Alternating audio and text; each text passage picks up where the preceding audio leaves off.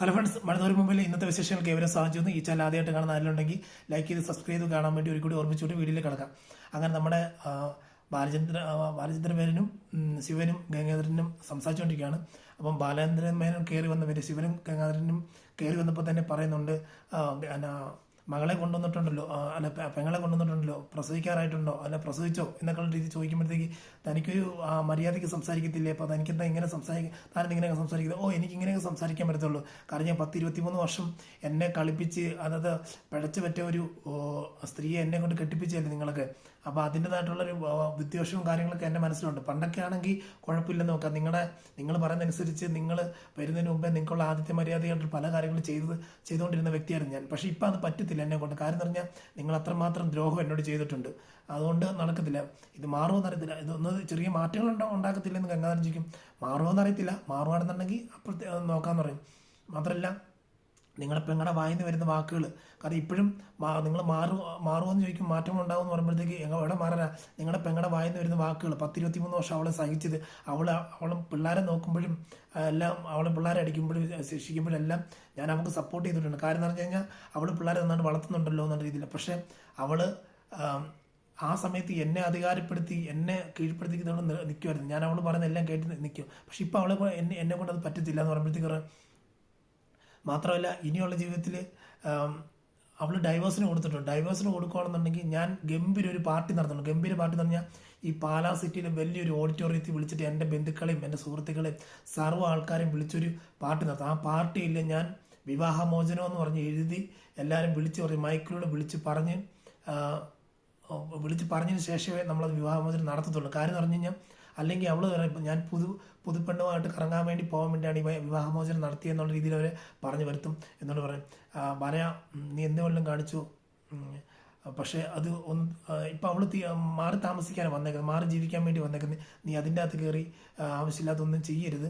കാരണം നിങ്ങൾ ഇരുന്ന് സംസാരിച്ച് കഴിഞ്ഞാൽ തീരാൻ, ഒരു 3-4 ദിവസം കൊണ്ട് ഇരുന്ന് സംസാരിച്ചാൽ തീരാനുള്ള വിഷയമുള്ളൂ. ഇത് നിങ്ങളെ മാത്രം, നിങ്ങൾ കല്യാണം കഴിച്ച് 3 പിള്ളേർ വേറെ ഉണ്ട്. ആ 3 പിള്ളേരെ ഭാവി നോക്കണം. ഭവിത കോളേജിൽ പോകുന്നില്ല, രോഹിത്തിന് മാനസികാവസ്ഥ. അപ്പോൾ അതൊക്കെ നോക്കി നിങ്ങൾ ക്ലിയർ ആയിട്ടുള്ള തീരുമാനം എടുക്കണം. എനിക്ക് തീരുമാനമൊന്നും എടുക്കാനില്ലായിരുന്നു പറഞ്ഞത്. നിനക്ക് എന്ത് വെള്ളം പറയാമെന്ന് പറയുമ്പോൾ എന്ത് വെള്ളം പറയാമോ? അപ്പോൾ പഴയ കാര്യങ്ങളെല്ലാം അവളോട് പറയാം.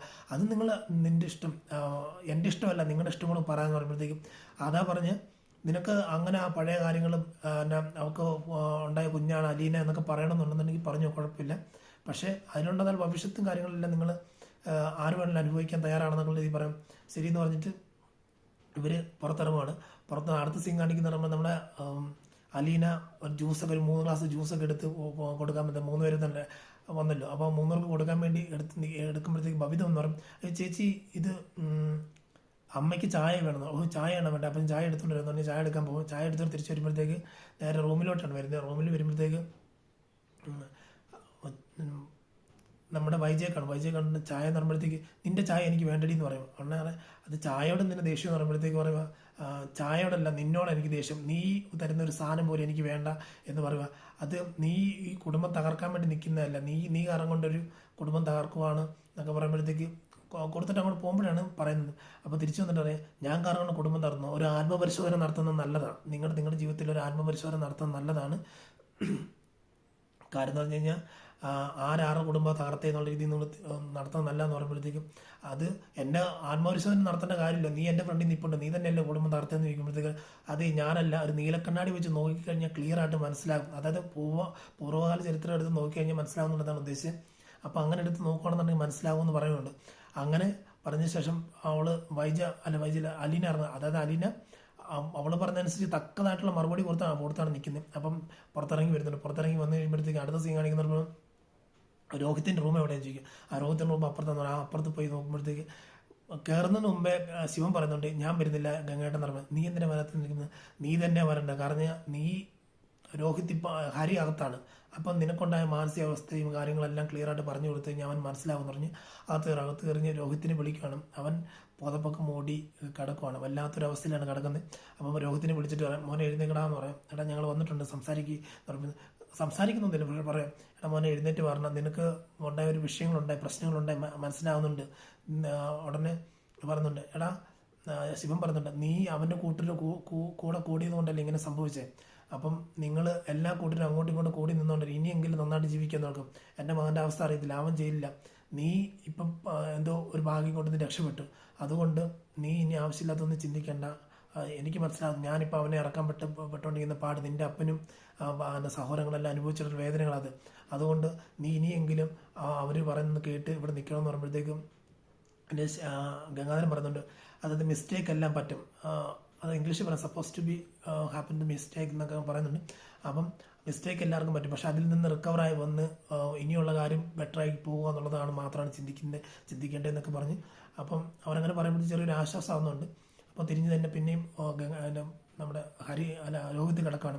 അപ്പം ആദ്യം ശിവൻ ഇറങ്ങി പോകുമായിരുന്നു. ശിവൻ ഇറങ്ങി പോയിട്ട് അപ്പം ഗംഗാധരൻ പുറകെ ഇറങ്ങി പോകുമ്പോഴത്തേക്ക് ശിവൻ കരഞ്ഞുകൊണ്ടിരിക്കും. എന്താ നീ കരയുന്നതെന്ന് ചോദിക്കുമ്പോൾ, അല്ല എൻ്റെ ഹരി മോൻ അവിടെ കിടക്കുമല്ലേ എന്ന് പറയുമ്പോഴത്തേക്ക്, അതൊക്കെ മാറൂടാ, അതൊക്കെ മാറും, അതൊക്കെ എന്തെങ്കിലും ഒരു വഴി ഉണ്ടായിട്ട് അവനെയൊക്കെ ഇറക്കിക്കൊണ്ട് വരാം, കുഴപ്പമില്ലെന്ന് പറഞ്ഞ് വിളിച്ചുകൊണ്ട് പോകണം.